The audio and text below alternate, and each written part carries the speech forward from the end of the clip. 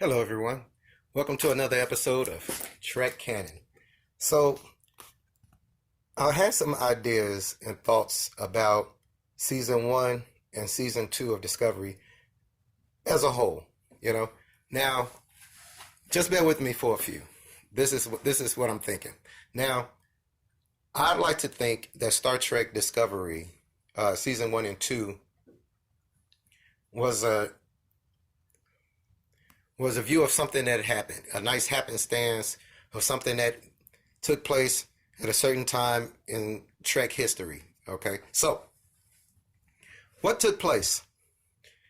The things that took place were Stamets on board the USS Discovery, through his research, developed an experimental uh, drive, an experimental propulsion system, the Spore drive, utilizing the mycelial network. There was many instances in season one where we knew that Stamets was the, I guess, proprietor of that technology. Okay, he developed it, he built it into the Discovery systems. No other starship had it. So let's think about that for a second. Is there precedence? Yes, there's very much precedence for the chief engineer aboard a starship to develop or improve upon or make changes to existing Starfleet engineering schematics to the warp system. Geordi has done it. Scotty's done it. B'Elanna was notorious for it because she had to. So there is precedence for the chief engineer to update, alter, change, or radically change the propulsion system of the starship that they're on. Okay, a lot of times it may result in just being specific to that particular ship or that particular class, but a lot of other times, say for instance, dilithium crystal orientation could be so good that it was spread around the whole engineering schematics of the fleet. So Stamets made this particular this particular propulsion system. Because of this particular propulsion system and how beneficial it was at jumping from point to point, it was utilized for covert operations and for tactical operations during the Klingon War. Totally understandable.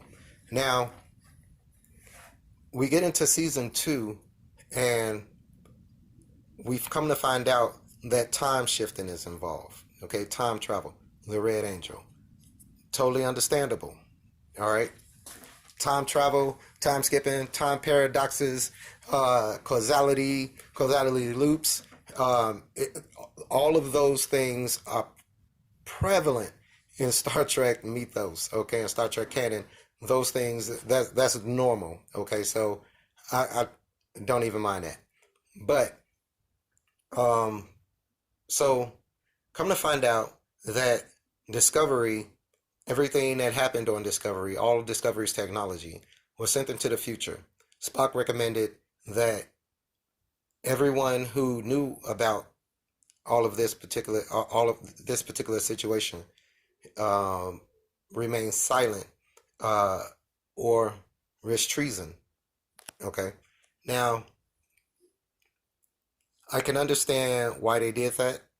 Totally understandable. And it was great how they tried to explain why all of that technology was never mentioned in any Starfleet canon. Okay, why Michael Burnham was never mentioned in Starfleet canon. I mean, in Star Trek canon, and basically Discovery, the ship design, everything about everything that happened during that time wasn't mentioned in Star Trek canon. It was great how they brung that around. Okay, as a matter of fact, my thoughts on season two, with them trying to go from where they were in season one, because in season one they were nowhere near canon at all. So I like the fact that, like I said in the prior videos, that they tried very hard to at least align with Alpha Canon. Okay, and I say Alpha Canon loosely because if you think about it, there are quite a few distinct universes in Star Trek. There are quite a few distinct universes in Star Trek. But the problem comes when you try to name, hey, I'm in this particular universe, Prime Universe, the things that we're familiar with before time started breaking apart. And I'm gonna have to say, in canon, time started breaking apart as far as branching off into other alternate timelines, things of that nature. In the episode "The Naked Time" from the original series, I'll go so far as to say that was the first instance of a splintered timeline. Another, what was it? When they beamed the pilot aboard in the original series, splintered again. Okay, in a movie with the whales, splintered again. So every time in Enterprise, the series Enterprise, splintered it continuously. Voyager, oh my goodness, Voyager continuously splintered it. Okay, the Next Generation. So it's many splintered universes in the Star Trek mythos, as I was saying. So you could count this as saying, all right, well, Discovery happened in Prime, what we like to call Prime Universe. Okay, no problem.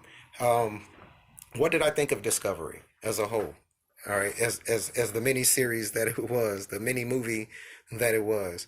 Um, I felt that it was, looking back at it overall, I thought it was a great addition to Star Trek canon. Okay, it was a great story told in the Star Trek world. Um, is it what we're familiar with in Star Trek? No, but that's the point of Star Trek. Deep Space Nine, a station sitting next to a wormhole, that whole situation, we wasn't used to that either. But to me, it's one of the best Star Treks ever put to canon. Okay, Deep Space Nine. So Star Trek likes to go into places that we're not really used to it going, and they can because the canon is so vast, it's so rich, the story is um, so open to many interpretations. But all I ask, and I have asked, and many other Trekkie fans have asked, is that you make it like I said, you can't have Darth Vader or lightsabers in the Star Trek world. But if you tell a great story, um, and you adhere to the spirit, there we go, to the spirit of what Gene Roddenberry was trying to do. Okay, maybe not necessarily to the letter of what Gene Roddenberry was trying to do, but to the spirit of it. And the spirit was, and I think continues to be, an exploration of self as well as an exploration of space. Okay, so did Star Trek Discovery live up to that spirit? I believe it did. I believe overall, if you look at it as an entirety, I believe overall it lived up to the spirit of Starfleet. It lived up to the spirit of Star Trek. Okay, and as a person who loves Star Trek, I have to say that although it had its flaws, overall, I think it was a great addition to the Trek canon. Um, will they continue it? I don't know.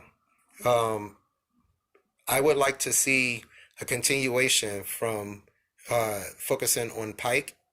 We could say a mini series or a mini movie like they did with Discovery, focusing on Pike, and maybe they'll run across just not the Stargazer, that was Picard's, but the ship that Lieutenant Kirk is on, and I like the fact that uh, I like the look that the Enterprise bridge had. It was really big. It was a lot of space. For a Constitution class vessel, the bridge was very big, but still,